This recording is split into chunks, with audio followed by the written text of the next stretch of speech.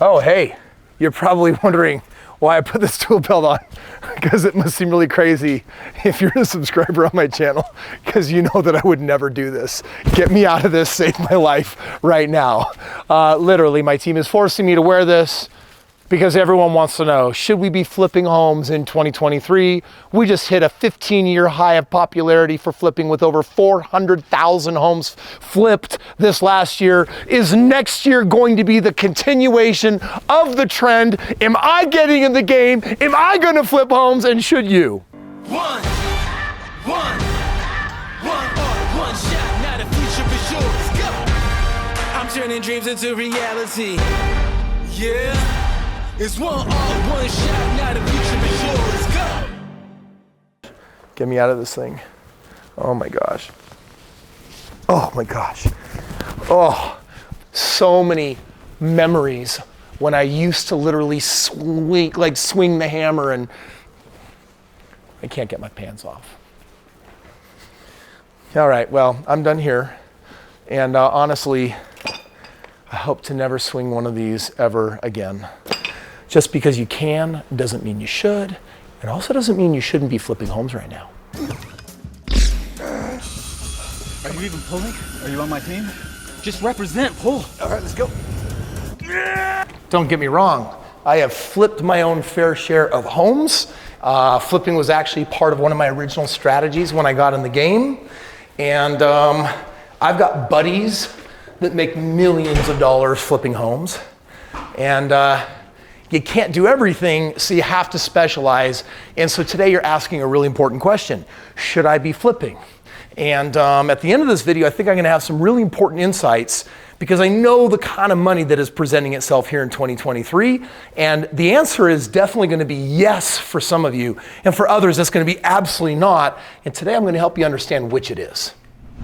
Let's just first of all get on the same page, make sure we all understand what flipping is, because last year 10% of all homes sold were actually flips. 10% is a huge number. I have here a $400,000 home. This represents each stack $100,000. So I got $400,000, and I used my nifty marketing system, and I got this house literally for only $200,000 of its value, $400,000. However, it needs some repairs. So I found a way to get a couple $100,000 brought to the table, and I needed another $50,000 to get it all fixed up. And then I ended up bringing it to the market, and I sold it, and guess what I ended up making?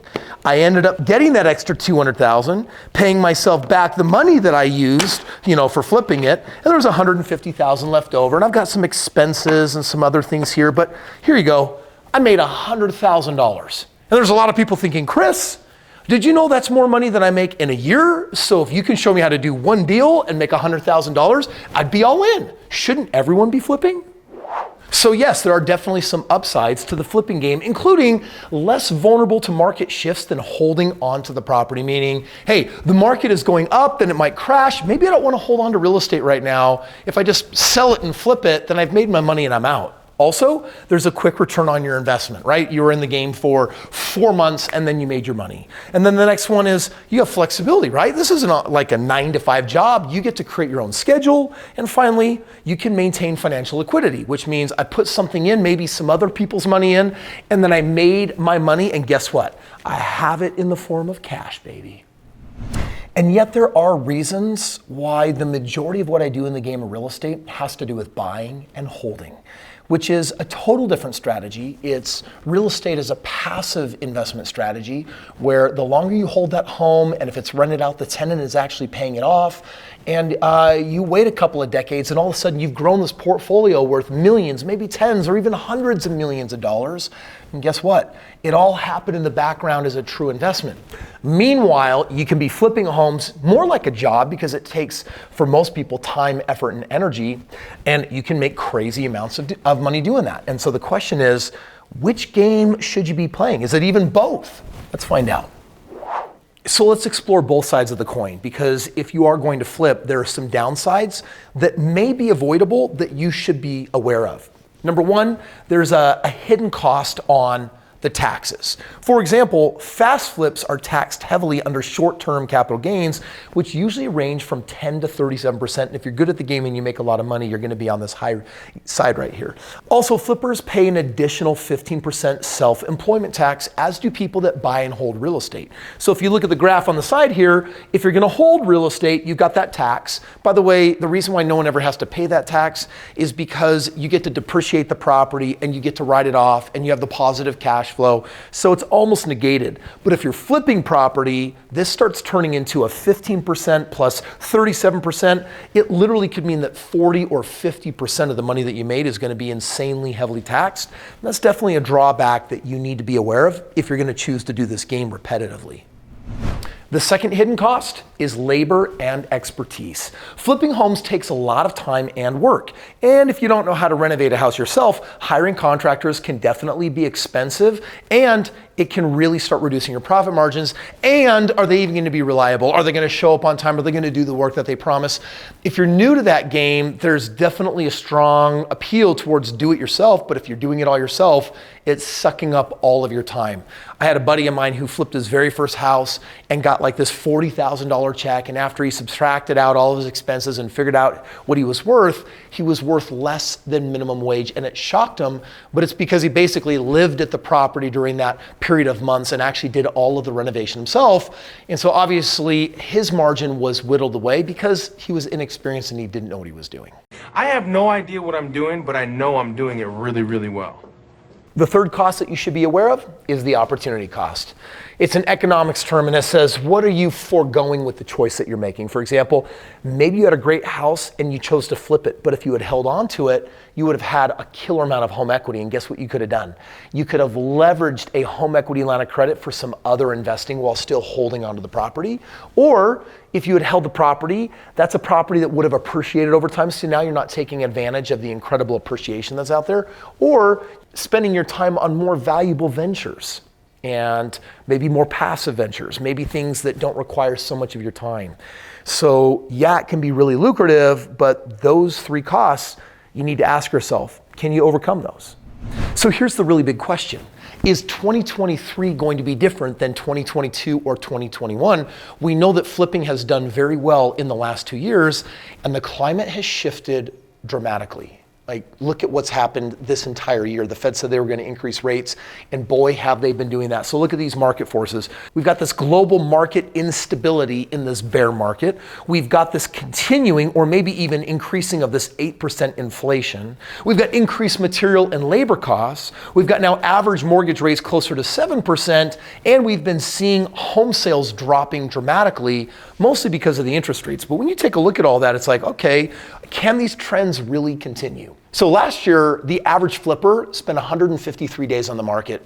That meant that their home turned over a 4.5 month period of time. And if you take a look at last year versus the year before, we went from 2 years ago a $67,000 average profit to now a $63,000. It's down 3%. And it really begs the question, is this about to get worse for the flipping game, or are these market conditions that are changing drastically in 2023 maybe going to make the game more profitable? My prediction for 2023, flipping is actually going to get a lot juicier. Look at the home default rate, the REOs, the number of homes that are now going back to the bank. It's on the rise, it's on the increase.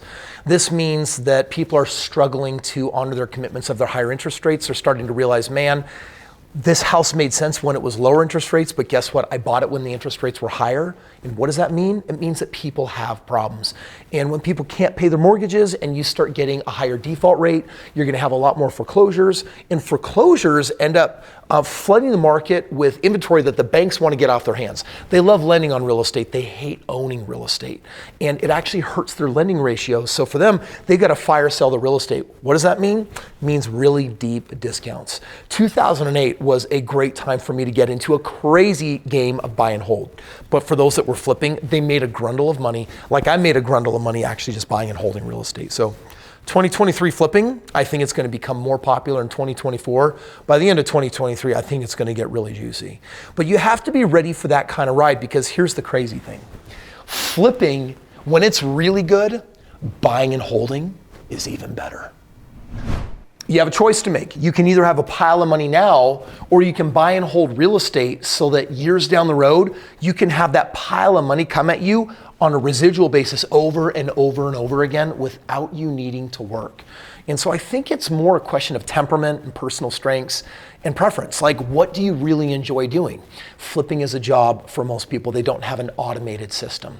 And for those that do the buy and holding game, well, when flipping is good, buying and holding is even better.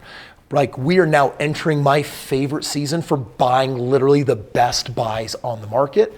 And I've got partners around the world that are enjoying it with me because we're getting incredible discounts on the homes that we're buying. And that juices our ROIs through the roof and to the moon and back and back and back. And it's going to be absolutely amazing.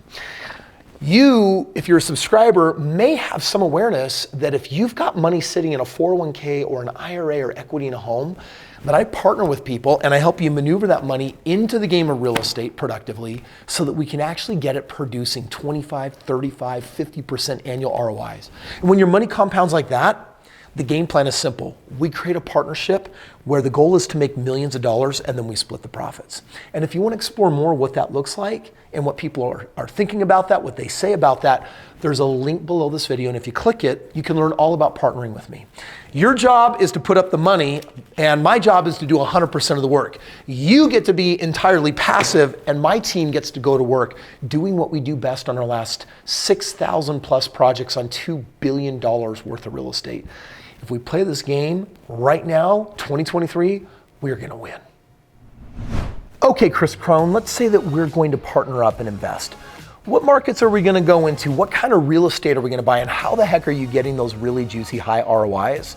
Click this video right here. Let me show you.